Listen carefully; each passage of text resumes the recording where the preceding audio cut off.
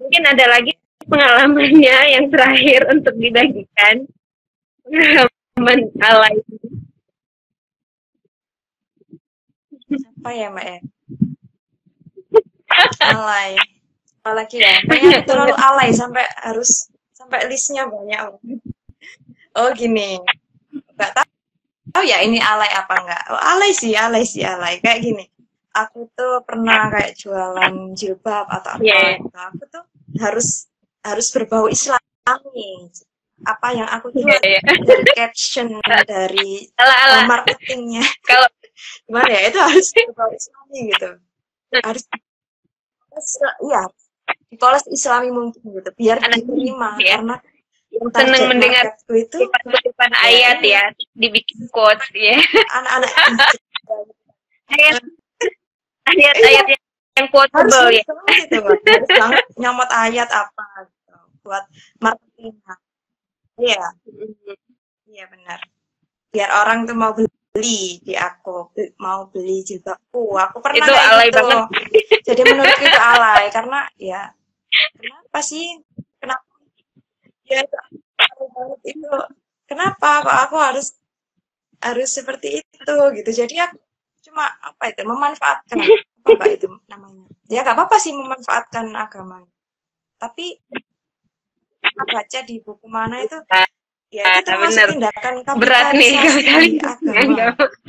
Iya jadi tuh pokoknya habis baca ada yang kayak gitu itu aku makanya perlu gitu. Oh iya juga ya. Ada orang-orang yang mengkonfrontasi narasi-narasi kayak gitu. Seharusnya enggak. Modelan kayak kita hari ini senang mengkonfrontasi. Biar kita tuh biar yang iya. Biar yang dagang jadi mikirkan. Aku pernah punya pengalaman satu kali itu mengkonfrontasi satu akun jualan dengan ya brand muslimah lah ya. Aku sebagai pembeli di sana juga gitu. Mereka menjual produk cadar, jilbab dan segala macam, dan suatu kali dia tuh ngeposting satu hal yang menurutku nggak gini loh, yang kayak mengingatkan untuk muslimah tuh kalau keluar rumah harus kaos kaki gitu ya. Harus gunakan kaki. Terus dikasih lah kan hadis-hadis segala macam. Terus saya bilang hadis narasi kayak gini itu sangat sangat riskan, memicu pertengkaran di antara sesama perempuan gitu. Iya kan? Untuk mereka yang meyakini bahwa itu bukan aurat. Iya. Gitu. Kan jadinya. Dan saya bilang di situ ini pandangan ulama tentang ini banyak loh, nggak cuma satu loh. Kalau mau ngutip, sekalian ngutip semua, karena Anda membahas soal hukum. Dan hukum itu nggak bisa dilihat hanya satu sisi, gitu. Harus menyeluruh. Ya, bagusnya, akun ini tuh jadi minta maaf, gitu. Jadi langsung mengakui, oh iya ya, terima kasih, udah memberi saran. Nah, kalau akunnya kayak gitu, masih bisa dikasih saran, itu masih bagus menurutku. Tapi kan, ya, seperti yang kemarin viral, kita tahu ya, si warna pink itu. Tambah dikasih saran malah tambah memviralkan video iklan mereka. Oh ya tahu yang di papan paling jualan hadis gitu ya. Aku tuh selalu bilang nggak masalah. Iya nggak kalian jual jilbab, jual apa, tapi ada yang harus banget ya ngejual ayat, ngejual hadis gitu. Apakah untuk harus seperti itu untuk membuat dagangan Anda menjadi laris ya? Karena kasihan gitu. Menurut saya kayak ini tuh rawan banget menjadi bahan tengkar perempuan-perempuan gitu, bahan berdebat gitu. Karena iya, mengutipnya nggak menyeluruh, sepotong.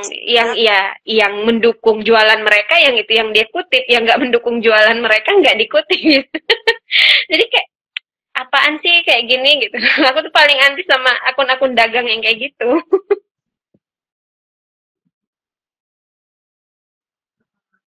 Itu udah sering kali diingatkan gitu. Apalagi yang ngomong tentang apa nyinggung-nyinggung perempuan itu, pernah kan dia kayak gitu.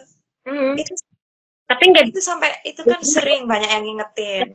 semuanya di kayak gitu, makanya komentar, di postingan orang, di komentar apa, tapi nggak berubah itu. Tetap ya mereka milih kayak aku gitu. nggak bisa menyembunyikan kemarahan sama sama brand yang satu itu. Ngajak gelut banget Iya, ya. brand yang satu itu sering banget soalnya. Ngajak gelut banget. Iya sumpah. bener, ngajak perang. Ini ada satu pertanyaan sih di kolom. Kamu bisa lihat nggak, Mbak? Iya, iya, iya. Iya, ya, oke. Nggak bisa. Ini katanya Soalnya pendapat kan yang kita pada orang yang bilang kalau kita harus mendahulukan agama di atas peraturan apapun. Wow. Gimana menurut kamu? berat. Bukan agama di atas peraturan apapun katanya. Agama di atas peraturan apa? Bahwa peraturan agama nih yang paling pokok nih, peraturan yang lain nggak boleh ada yang diikutin selain peraturan agama. Oh gitu. Jadi kayak peraturan sifatnya nilai-nilai positif atau apa hukum positif. Jangan-jangan nanti hukum positif dinilai Benar, iya sih. Bagian dari sesuatu yang agamis, jangan-jangan. Takutnya gitu. Kalau Mbak dosenku dulu tuh pernah bilang gini. Dosenku ini cerita di kelas dulu. Ada orang yang nggak mau pakai helm, nggak mau pakai helm.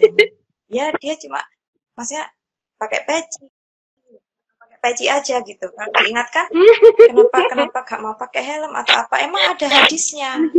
Emang aku ngeri banget sih kalau ngasih tahu orang nyanyiin hadis mana. Padahal kan peraturan kayak kita harus pakai helm, kita harus mematuhi lalu lintas, itu kan maksudnya ke apa itu? Hukum-hukum positif. Ya. Tapi masih ada orang yang masih berpikir kayak gitu, kayak ya udahlah ini kan bukan sesuatu yang peraturan ini kan nggak ada dalam agama, nggak dibahas di agama, jadi menurut mereka itu ya nggak apa-apa untuk dilanggar, baru merasa worry atau khawatir, merasa cemas kalau dianya melanggar peraturan yang memang tertulis di dalam agama. Jadi aku gitu. Jadi recall memoriku kan tentang jadi kalau kita ngebahas lebih ngakak lagi ya soal yang tadi bahwa peraturan agama harus di atas dari segala-galanya. Itu make sense dengan perbuatan orang beragama sebagian hari ini. Jadi kamu boleh mencuri, kamu boleh korupsi, kamu boleh nilep barang orang segala macam. Yang penting jangan makan babi. Kan aneh ya? Iya ya. Itu ada, di meme itu ada kayak gitu. Iya. Maksudnya padahal itu yang lebih makan babi itu misal itu haram bagi tubuhmu. Kamu sendiri yang rugi, nggak sampai merugikan orang lain. Tapi kalau kamu nyuri, kamu korupsi itu merugikan semua orang gitu loh. Dan kayak gimana itu cara berpikir orang kayak gitu ya? Pokoknya terserah kamu merusak lingkungan kamu. Iya. Gimana? Tapi ada jawaban yang ini Mbak, yang maksudnya untuk pertanyaan tadi, adakah dari sampean jawaban yang tidak sepanjang bahasan kita? Tadi tuh nih kita harus mendahulukan agama di atas peraturan apapun.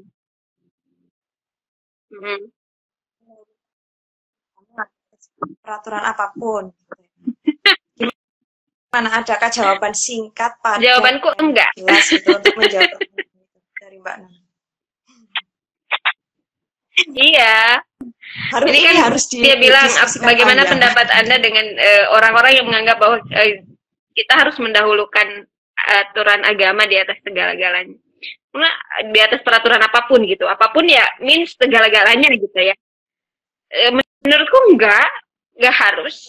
Dan apakah peraturan agama itu hanya ada di dalam, hanya berbahasa Arab gitu ya, hanya ada di dalam Quran dan hadis, hanya ada di dalam hukum fikih? Kan enggak. Peraturan pemerintah peraturan negara yang tidak bertentangan dengan hukum-hukum agama, itu juga peraturan agama. Iya, tidak bertentangan dengan agama itu itu menurutku wajib untuk ditaati juga, karena selama itu nggak bertentangan dengan agama, ya itu wajib untuk ditaati gitu. Nggak harus kayak semisal apa ya, ya itu sering ditabrak-tabrakin sih kayak gitu. Lebih mementingkan peraturan negara atau peraturan agama kayak gitu padahal ini nggak harus diperhatikan gitu loh. Anda bisa menjalankan peraturan sebagai warga negara yang baik sekaligus sebagai orang yang beragama yang baik gitu. Nggak harus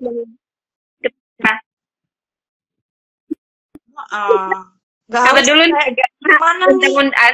Al-Quran gitu, atau undang-undang gitu ya, atau fikih atau undang-undang gitu ya.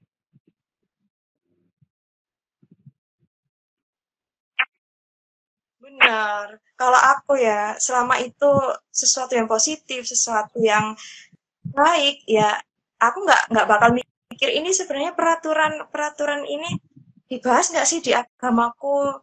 Terus aku baru menjalankan itu ketika ini benar-benar ada, benar-benar apa ya, benar-benar apa Mbak itu, benar-benar terucap atau benar-benar apa dari agamaku gitu. Enggak sih. Nilainya udah gitu, masuk, ya udah ya. Misal ada peraturan itu yang ketertiban terkait dengan keadilan. Iya. Selama nilainya bagus, ya udah. Itu bagus untuk ditaati gitu. Nggak harus apakah ini ada di dalam sebenarnya segala sesuatu yang baik itu ada di dalam hukum agama, hanya aja nggak berbahasa Arab gitu loh. Simpelnya gitu kan. Mungkin harus bahasa Arabkan dulu Mbak. Harus di bahasa Arab dulu sehingga itu nanti kesannya semua hukum yang baik yang ada di negara kita atau di negara orang yang baik ya misalnya ya, itu pasti ada di dalam peraturan agama, hanya aja itu tidak berbahasa Arab gitu. Dan karena itu tidak berbahasa Arab sehingga Anda tidak menganggap bahwa ini tuh hukum agama gitu loh. Kalau berbahasa ya jangan nanti itu, jangan sampai tapi ya jangan seperti itu. Nah, kita berarti sepakat ya, aku sama Mbak Nun, kita itu sepakat bahwa selama itu mengandung nilai-nilai yang positif, nilai-nilai yang baik dan nggak bertentangan sama agama, ya itu bagus untuk diikuti gitu. Nggak mikir tentang ini tuh ada nggak sih dalam agamaku, terus nggak seribet-ribet itu juga ya Mbak ya. Mbak ini di apa? Ini ada yang komen. Yang mana ya? Mbak Nun bisa nggak ini baca? Yang dari yang mana ya? Dari ini dulu nih. Apa ini? Pak Sutri LDR gombal-gombalan dengan kalimat cintaku padamu seperti jalan tol, ngebut ingin berduaan. Tolong komentar kualitas jomblo. Alay enggak tuh? Alay karena itu mengganggu mengganggu ketentraman para jomblo. Enggak sih. Enggak, kita tidak merasa bahagia dengan kejombloan kita. Kenapa aku harus merasa? Bahkan mereka gombal-gombalan pakai bahasa Arab pun aku enggak terusik. Enggak sih. Aku juga tidak terusik dengan kehadiran orang-orang yang seperti itu. Iya. Karena kita bisa bahagia dengan kejombloan kita. Mari kita romantisasi. Ini dia lagi nih. Apa lagi nih? Iya, harus diromantisasi. Apa ini? Mungkin pakai daripada pakai helm. Oh, terlihat Islami. Iya. Ada yang sampai berantem loh sama polisi karena nggak mau disuruh pakai helm, lebih memilih pakai peci karena dianggap lebih selamat gitu ya. Padahal peci dari segi bahan itu loh, bagaimana mengamankan kepala Anda gitu. Peci tidak mengamankan kepala. Ya, kalau peci kita terbentur, luka. Suka kebalik-balik emang kalau di jalan milih pakai peci masuk masjid, helmnya ke bawah.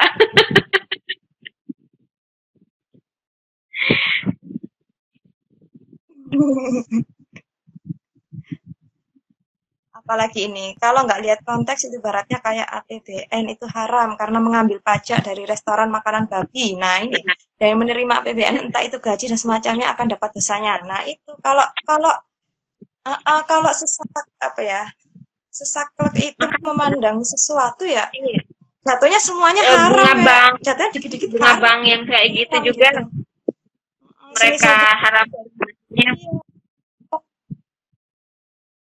Terus kalau kita PNS gaji negara, loh ini uangnya dari mana? Ini kan dari pajak-pajak yang itu apa dari kalau industri ini nggak semisal dari rokok, dari apa? Dari itu semua gimana? Sebenarnya udah ribet kalau mikir kayak gitu. Kalau ada orang yang bersedia ribet, kan ada orang yang bersedia ribet gitu ya. Jadi meribetkan hidup. Nggak mau ini nanti jatuhnya kayak gini, ini nggak mau. Kalau aku sendiri belum nyampe level sana. Tapi akhirnya kita jadi lelah sendiri, jadi pulang muter balik lagi. Nggak capek sendiri. Nanti pilih hunian gitu. Gini, nanti kalau pilih hunian perumahan, ini perumahannya tidak syariah gitu ya. Jadi ini nanti gimana? Ini kulkas pun harus yang syariah. Yang syariah ada embel-embel syariahnya. Ada syari loh, ada ya kulkas syari ya, syari gitu. Sempat alay dalam beragama itu luar biasa. Pernah baca gitu. Ya, karena kulkas aja ya harus ada. Tanpa gini. Itu halal. Itu jadi aku merasa ribet ya, merasa ribet. Bukan nggak mau diatur tapi peraturan itu juga harus dicerna ya, bukan ditelan mentah-mentah loh. Kalau aku pribadi, even itu peraturan agama, peraturan negara, kita kan harus make sense juga. Ini peraturan bertentangan nggak sih dengan nilai-nilai kemanusiaan misalnya? Peraturan ini wajar nggak sih diterapkan gitu loh? Ini ada nih laundry syariah benar. Jadi pakaian orang Kristen nggak boleh disesuaikan sama pakaian yang Muslim. Aku sih. Berarti itu.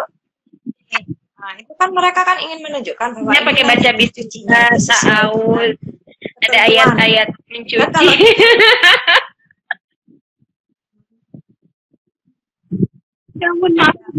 Gini, kalau aku memandang secara objektif ya, mungkin mereka itu, kita juga jangan ngejudge. Mungkin mereka itu ingin menunjukkan bahwa ini dicucinya, kesuciannya itu disesuaikan dengan gitu ya. Standar agama tertentu gitu, Mbak. Kan nggak boleh asal dicampur, nggak boleh nanti airnya ini apa jatuhnya nanti suci atau enggak atau apa cara-cara. Mungkin mereka ingin menunjukkan ini toharonya udah bener loh gitu. Jadi ingin menunjukkannya. Tapi kan kasih label apa ya, cara berpikir kita itu kan sangat biner ya. Ketika Anda membuat laundry syariah, berarti secara otomatis laundry yang lain itu enggak syariah dong. Sama dengan semisal iya kan? Iya, berarti itu kan menegasi usaha orang lain, gitu. Seolah usaha Anda lah yang bagus. Mungkin niatnya baik, mau supaya memperlihatkan ini sesuai. Iya niatnya baik, seolah-olah nanti Mbak membuat perspektif seperti membuat pandangan bahwa kalau nggak ada itu yang aku nggak ini nanti takutnya kesuciannya ini dilakukan gitu. Iya. Iya. Ini nggak usah laundry sih, jilbab syar'i. Nah, aku alay juga Mbak. Tapi aku nggak boleh menyebut. Ada jilbab yang nggak syar'i gitu ya. Jadi aku pernah bikin postingan. Aku kan ini. Aku gini. apa ya, dulu itu pernah ikut kegiatan apa gitu yang kita apa Ya. pokoknya kita itu menyuruh orang lain untuk berjilbab syar'i gitu, mengajari orang lain untuk berjilbab syar'i. Jadi yang jilbabnya masih pendek-pendek kita gantiin tuh, kita bawa jilbab-jilbab panjang-panjang, jilbab syar'i itu kita bawa. Lalu nanti apa kalau ada orang yang jilbabnya pendek atau belum berhijab kita cobain dengan harapan itu kan berdakwah ya, berdakwah apa, terus aku bikin tuh, ya itu niatnya memang baik ya, aku bikin tuh captionnya, mari kita belajar untuk berjilbab syar'i gitu kan ya Mbak ya. Terus teman cowokku komen, Iya benar. emangnya Bukannya jilbab itu udah syar'i ya, ngapain gitu. Dibeda-bedain lagi.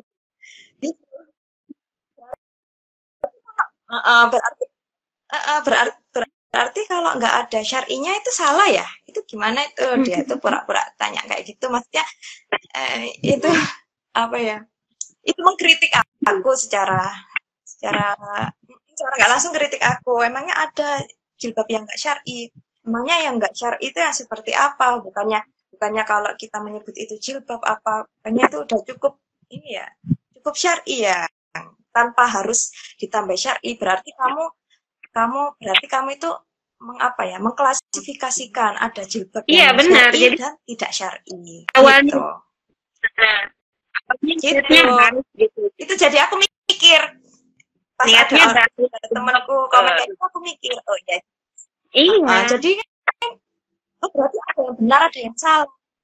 Gitu. Ada yang karena memang itu otomatis banget ketika kita mengklaim bahwa saya lebih syar'i dengan model yang saya bercadar. Itu otomatis akan menjadikan orang yang nggak cadar jadi tidak baik gitu. Kalau Anda menganggap bahwa Anda ini lebih baik dengan tampilan seperti itu gitu.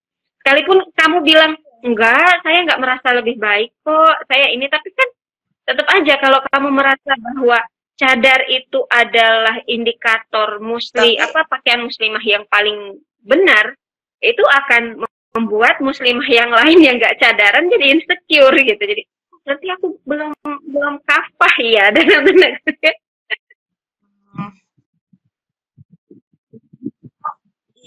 Iya, aku ada pengalaman juga Mbak soal cadar. Aku ada pengalaman juga soal cadar. Kan aku pernah tuh belajar di majelis tertentu ya, semuanya pakai cadar gitu. Terus aku tuh dideketin sama ustadzanya, itu dibilang kapan nih mau menutup aurat secara sempurna gitu. Padahal semua orang tahu aku kalau jilbaban lumayan panjang kayak gini, menurutku udah lumayan panjang kayak gitu. Gitu. Aku bergamis, jilbabnya juga lumayan panjang, tapi aku masih ditanya tuh, kapan kamu mau menutup aurat secara apa? Kafah. Secara sempurna nih. Terus aku gini, karena kan aku anaknya nanya ya, apa yang seperti ini belum sempurna. Soalnya ini dalam saya sendiri ini udah cukup gitu untuk saya, udah cukup. Terus katanya ini belum sempurna gitu. Oh berarti aku tuh insecure gitu loh, insecure beragama. Jadi insecure beragama karena aku merasanya gini, loh aku berarti belum sempurna. Ini udah panjang gitu, sempurna hanya karena udah kayak gitu. baru pas aku pakai cadar, pakai hitam semua, pakai cadar, mereka menutupin kening gitu tuh, ya ini yang dimaksud, ini tuh yang baru diterima sebagai akhwat, sebagai gitu. Yang baru diterima sebagai member. Kayak gitu ya, maksudnya nggak semua orang siap untuk dan nyampe. Iya, ini kita nyambung ke ada yang komen di kolom komentar, Albert ya. Terima kasih gitu. Menurut dia dalam konteks hidup beragama, hidup taat itu tidak boleh dianggap alay. Bijaknya diberi apresiasi kepada mereka yang sudah berani taat, meskipun motivasinya salah arah gitu ya. Ya itu benar, tapi apa ya? Iya kan dari awal kita ngasih disclaimer ya, kalau ini tuh hanya opini Iya, benar. kami pribadi atas Jadi ini opini experience kami pribadi masing-masing. atas pengalaman keberagamaan kami. Sangat subjektif. Pengalaman beragama kita. Iya, nggak boleh. Emang nggak boleh sih, nggak boleh apa? Emang nggak boleh kayak ya gitu dan alay sih, yang bener aku kan nggak gitu kita. Kita kan nggak mengatakan seperti itu. Kita hanya apa ya, deliver pemikiran apa ya, pandangan kita tentang sebuah fenomena gitu. Nggak mengatakan bahwa sekarang yang bukan dia nambahin katanya ngejek.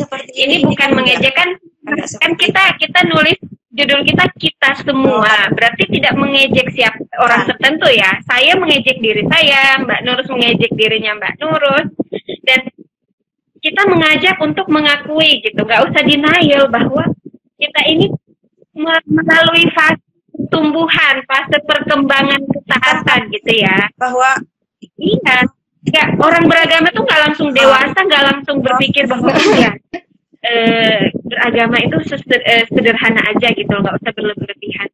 Kita semua melalui fase itu, fase yang sangat fanatik, fase yang sangat liberal misalnya, fase. Jadi kita tuh bertumbuh, kesadaran keberagamaan kita tuh bertumbuh, dan itu yang bertumbuh. Karena kan kalau kita mencari terus, menambah ilmu, menambah apa? Rasa penasaran kita, terus apa itu, menurutku itu proses bertumbuh. Jadi wajar kalau semisal kita pernah berada di fase seperti itu, terus yang sekarang, yang saat ini memandang kita yang dulu itu alay atau apa, itu kan hanya apa ya? Itu hanya kita hanya ingin apa ya? Kita hanya ingin menceritakan pengalaman, dan memang kalau dibilang salah itu mengejek, iya, saya memang mengejek diri saya. Kita waktu itu tertawakan diri kita ya. Saya pernah saya menertawakan diri. Saya menertawakan. Iya, Mbak Nurus pernah ya ngide banget gitu, punya tas tulisan Let's Go Hijrah gitu. Apaan banget gitu. Saya pengen banget beli topi yang ada tulisan 2 kalimat syahadat, itu kayak what gitu ya, kayak nggak penting banget gitu ya. dan itu dan itulah apa ya, proses pendewasaan diri kita, proses mematangkan pemahaman keberagamaan kita yang hari ini bisa dilihat saya seperti apa, Mbak Nurus seperti apa, dan kita flashback waktu itu, oh iya ya, saya pernah di posisi yang aneh banget, yang alay banget, dan bukti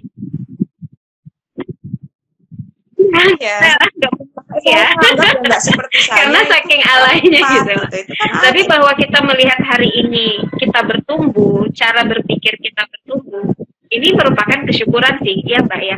Aku menganggap bahwa ini tuh satu kesyukuran gitu, bahwa kita pernah berada di posisi itu gitu, dan hari ini kita melihat diri kita menjadi pribadi yang lebih baik dari diri yang sebelumnya gitu, bahwa ternyata beragama tuh menyenangkan ini gitu.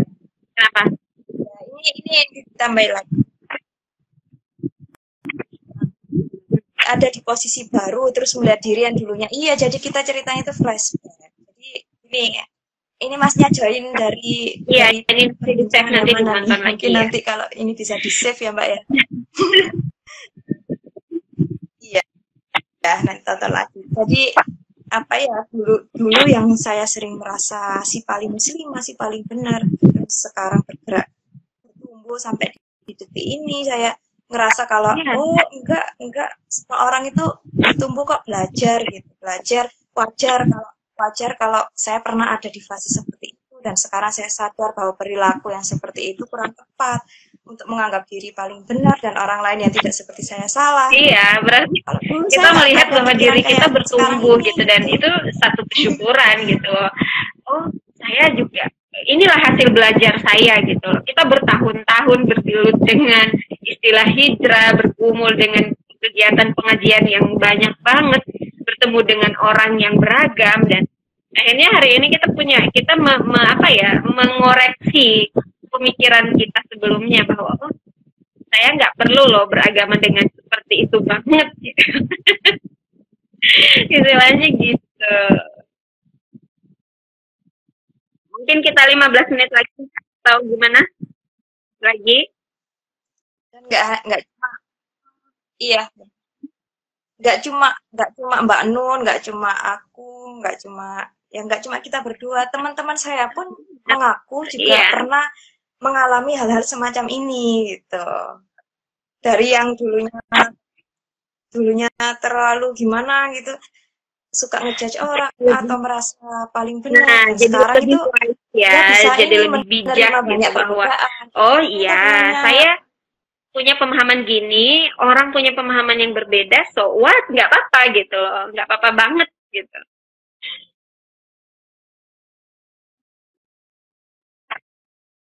nggak apa-apa banget Iya, karena perbedaan itu balik memang akan lagi, selalu ada di mana-mana. balik lagi tidak akan Dan melengkapi aja menyeragam itu. melengkapi ini kak seperti ini, terus ada counter, ada counter argumen.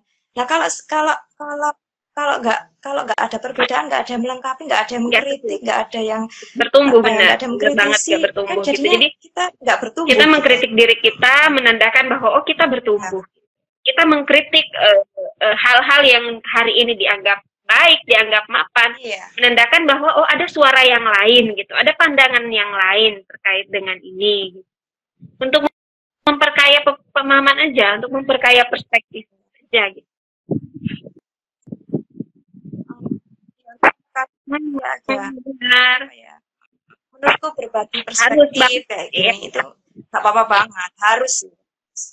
Karena kan manusia dinamis, dinamis bisa jadi diskusi kita yang sekarang untuk waktu beberapa tahun kemudian bisa jadi kita bertambah jadi merevisi lagi ya lagi dari yang sekarang. Kita jadi mengoreksi lagi gitu. 10-15 tahun ke depan mudah-mudahan panjang umur kita akhirnya bisa melihat video ini lagi. Oh kita pernah ngomongin ini ya gitu.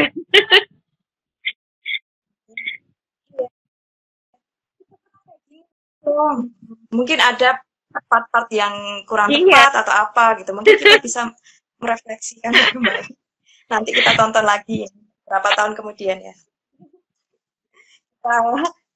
Revisi yang perkataan yang kurang baik, kurang apa gitu. Karena semuanya, karena kita belajar itu ya memang buat kita ini ya menjadi seorang yang dinamis. Itu ada yang cerita soal minjem mobil temen. Saya pernah menertawakan saya pinjam mobil temen ya ada stiker bertuliskan sesuatu dengan message. Dan saya parkir di tempat hiburan malam. Wah parah banget ini masnya. Untuk jemput temennya yang punya mobil. Ya itu gimana itu? Itu menandakan bahwa simbolisme agama itu jauh lebih mengerikan sebenarnya daripada apa yang kita pikirkan, bahwa ya itu hak Anda untuk mengekspresikan ketaatan, keberimanan dengan berbagai hal, misalnya ornamen, tulisan, pakaian dan segala macam. Tapi kan itu akan berkontradiksi dalam beberapa hal tertentu yang Anda lakukan gitu sebenarnya. Walaupun itu ya, Anda menurut saya Anda masuk klub malam, Anda apa silahkan, itu silahkan aja urusan pribadi gitu. Tapi bahwa orang-orang yang tidak punya pandangan seperti itu akhirnya jadi menjudge loh kok gini gitu kan. Jadi menurutku ya simbolisme agama itu nggak bisa terlalu fanatik sih.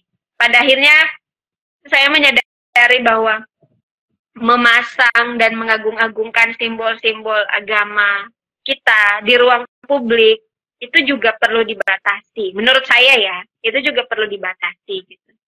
Karena apa? Konsekuensinya juga ke diri sendiri sih. Konsekuensinya Anda akan dianggap sebagai orang yang paling taat. Tetapi ya syukur-syukur kalau emang taat gitu ya. Tapi kan iman itu nggak selempeng itu, nggak selurus itu gitu, nggak sestatis itu. Benar. Dan ketika Anda turun, itu gimana takutnya mempertahankan image-nya gitu ya? Takutnya turun terus. Iya. Gitu. Ada lagi apa ini?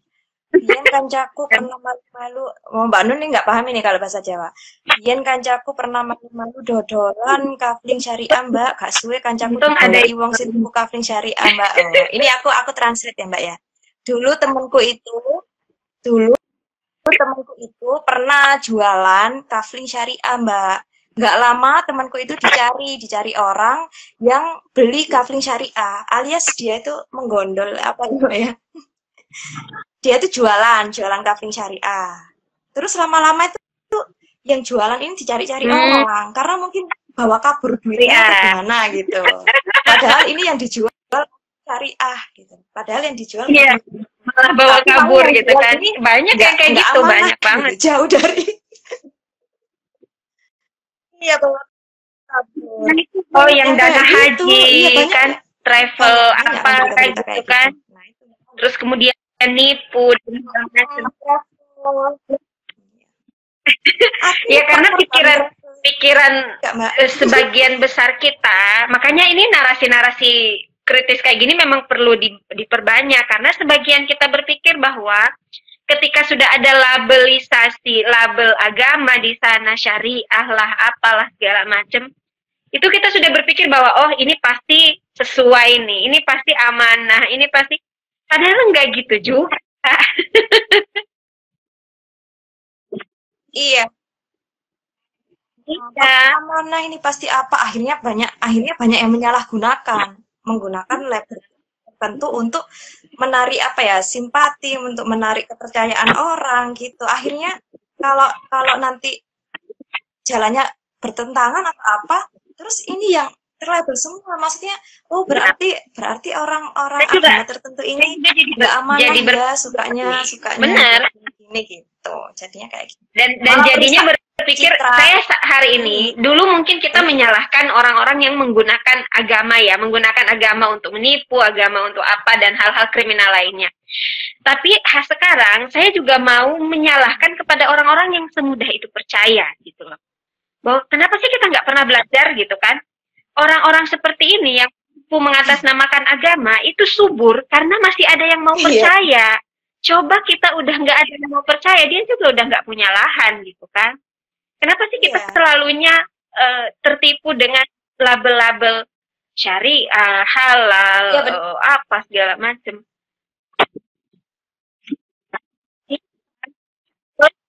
Seolah label agama itu menjamin 1000% kebenaran dari produk atau layanan jasa apapun gitu. Padahal enggak juga. Enggak juga seperti itu. Cuma membuat daya kritis kita akhirnya jadi mati, jadi redup. Jadi misalnya ya, saya ini orang yang sangat kritis terhadap segala sesuatu. Tetapi ketika satu barang atau satu apa gitu ditempelin label agama, yang agama saya tentunya, itu daya kritis saya langsung dibungkam, langsung nutup gitu. Oh, ini udah pasti benar nih, karena bawa nama Tuhan misalnya. Ini udah pasti benar karena ada nama agama. Padahal nggak selalu seperti itu. Padahal nggak selalu kayak gitu.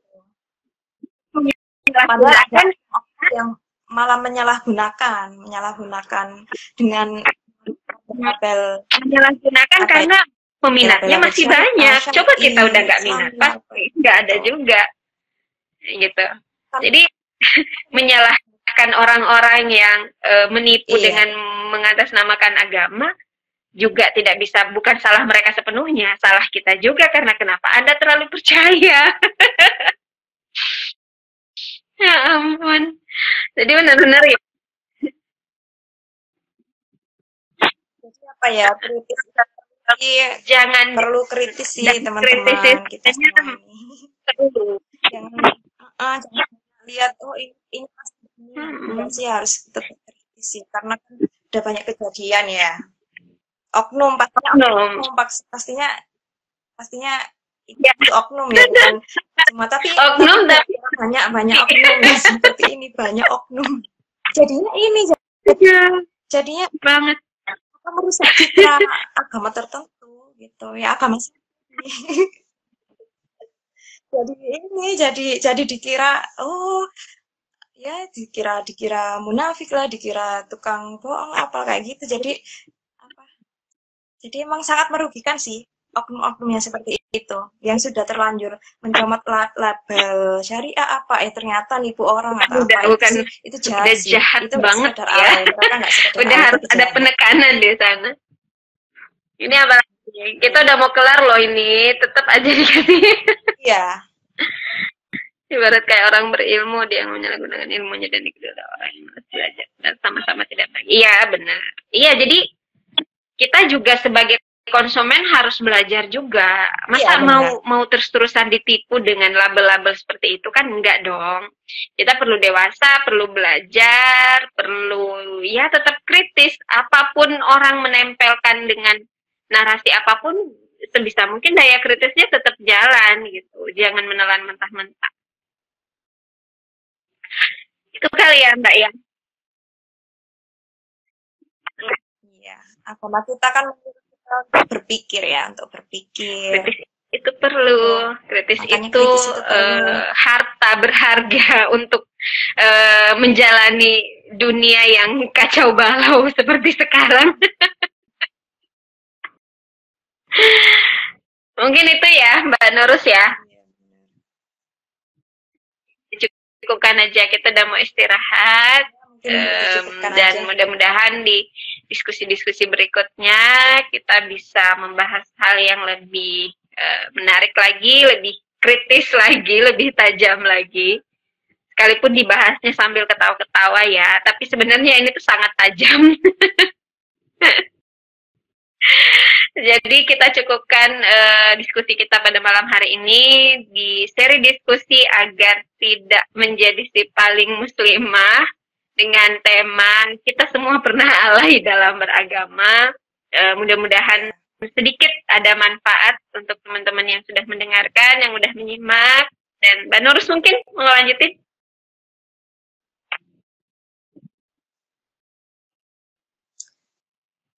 Terima kasih untuk teman-teman yang berkomentar, yang sudah menanggapi, yang sudah ikut belajar. Kalau ada hal baik yang bisa diambil dari percakapan, perbincangan saya dan Mbak Nun, ya syukur-syukur ya. Syukur-syukur alhamdulillah kalau ada apa manfaatnya ya. Ya mungkin lain waktu kita bisa diskusi lagi dengan tema yang sama ya Mbak ya. Ya mungkin sampai ketemu di kelas-kelas berikutnya. Tetap sehat dan tetap kritis. Terima kasih ya Mbak Nurus ya. Ya, sampai ketemu. Mudah-mudahan segera berjumpa. Terima kasih teman-teman. Sehat-sehat. Dadah. Assalamualaikum warahmatullahi wabarakatuh.